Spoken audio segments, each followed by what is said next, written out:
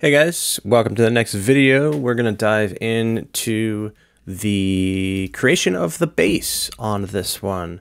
The way that I like to produce my music is I often use like similar patches from my old songs. So sometimes I'll make something from scratch. Sometimes I'll want to maintain a consistent sound with my previous releases. So for instance, this one for Alien Eyes, I chose to dive into an old remix that I did called Get Down, and actually it's not even old, it's not out yet, depending on when you're listening to this, but it is, I had a low bass and a high bass, just like a filtered acid type bass that I made in Massive, or maybe it was just a patch that I tweaked, but what I like to do here is I save my instruments as song sets.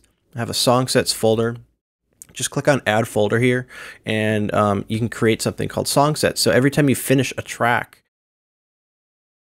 all you have to do is like drag in your groups. If you have a percussion group, a kick group, an effects group, any instruments, anything.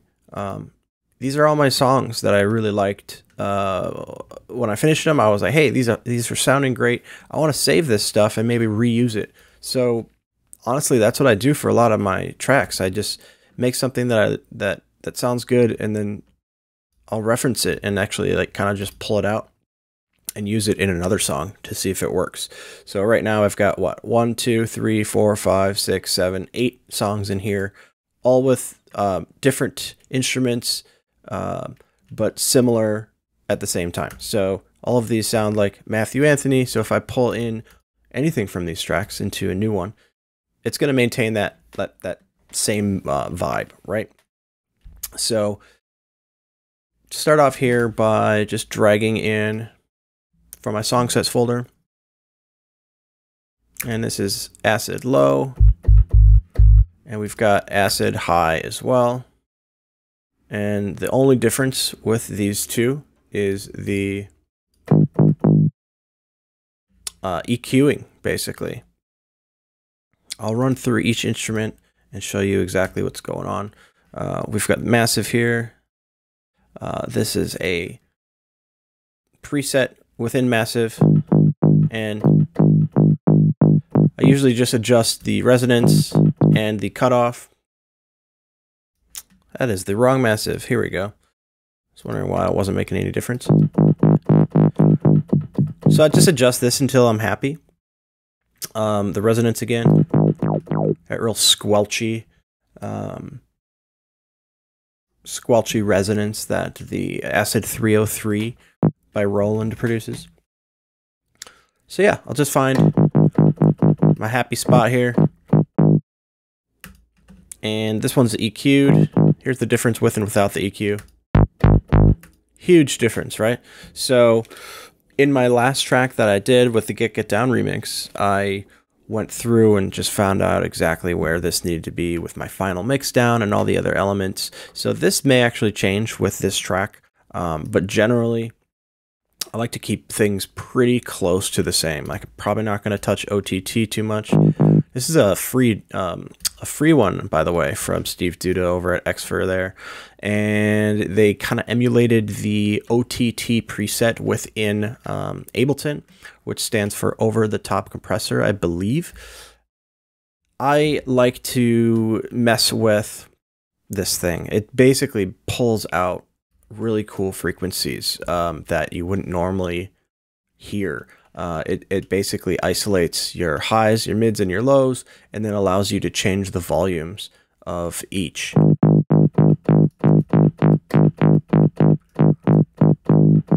So it's really flexible, really powerful.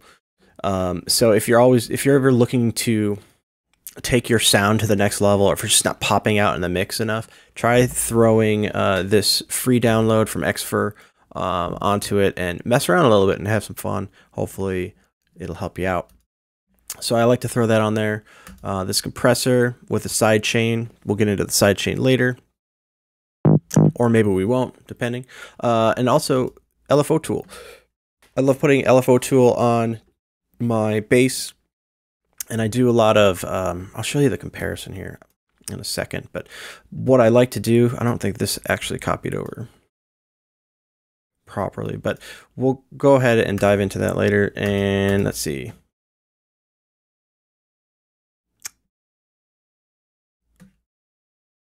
There we go. That's the one I was looking for. So the low bass, right, is actually being sidechained with the LFO tool. So again, this is cutting off the volume. So every time that kick hits, which is here,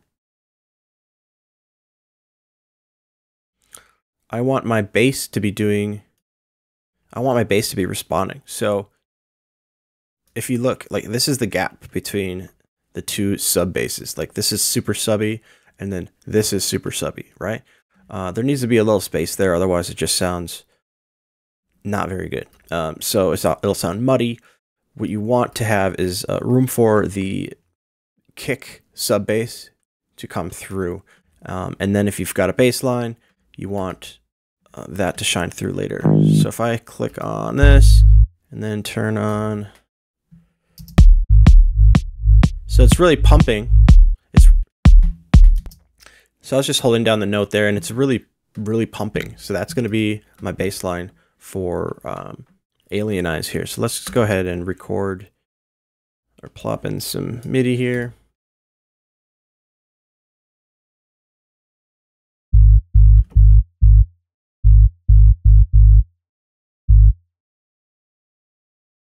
And we're just going to do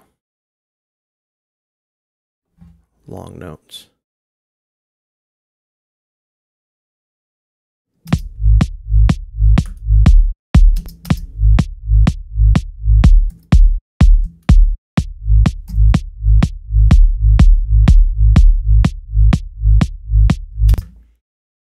Cool. And again, we'll take a look at the two LFO tools and how they respond to each other in action here.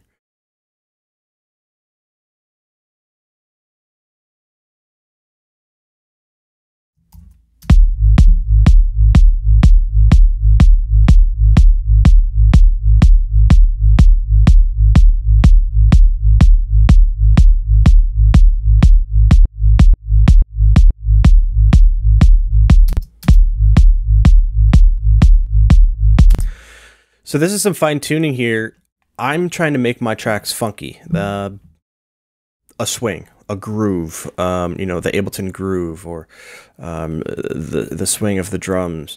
You know, this is a dance track, and people are supposed to be dancing. So this is a crucial area. The timing of this will definitely make your track funky or not funky. So basically what I do is I choose the length of my kick, and then I'll futz around with these until it sounds funky to me. And again, this is the volume of that long sustained note, basically. So it's just basically bouncing back after this kick hits. So let me just adjust this a little bit and see if I can get it to sound funky.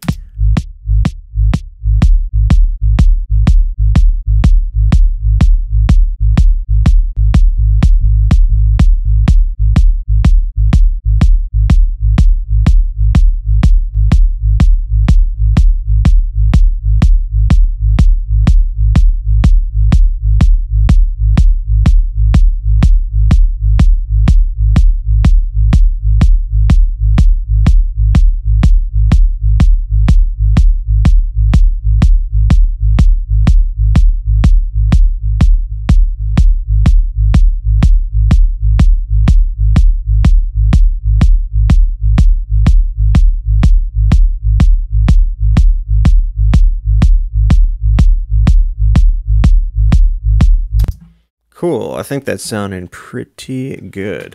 Another trick here, you can if you're getting any clicks with LFO tool, a trick around that is just to kind of mess with this smooth parameter.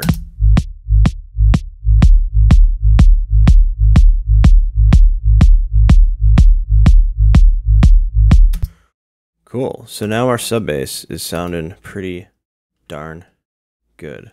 Let's go ahead and just mono our kick.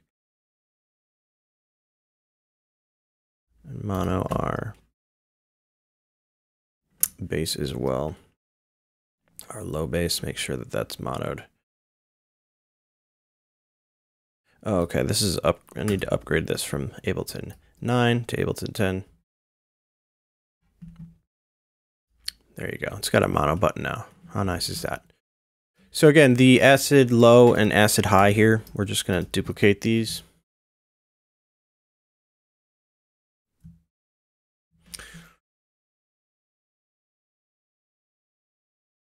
And the only difference between the two, again, is the EQing. So here's your low with the EQ settings, as well as the high.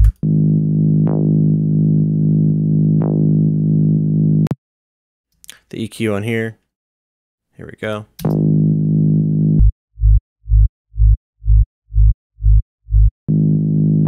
So there's the comparison. Let's take this LFO tool and copy it on over.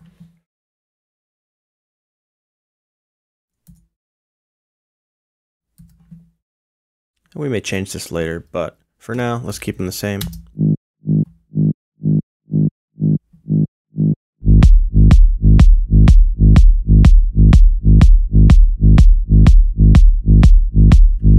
Cool, sounding pretty good so far. Let's group these together. Call these basses.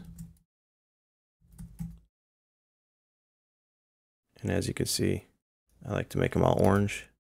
Assign track color to grouped tracks and clips. There we go, look at that. One click. I'm gonna rename this acid low, acid high. And then what I wanted to do, this is set to what, 133. I wanted to do another one. I'm just going to duplicate this. And during my break sections, again, same as the kick, I like to have an EQ'd kick in my break. I don't want the groove to be lost in that break. So I'm going to do the same thing with this as well. And we may or may not use it. We'll probably will in some sections. The only difference really is going to be, let's solo this. So that was at 133. Now we're going to jump this up to 220. 225-ish. Cool.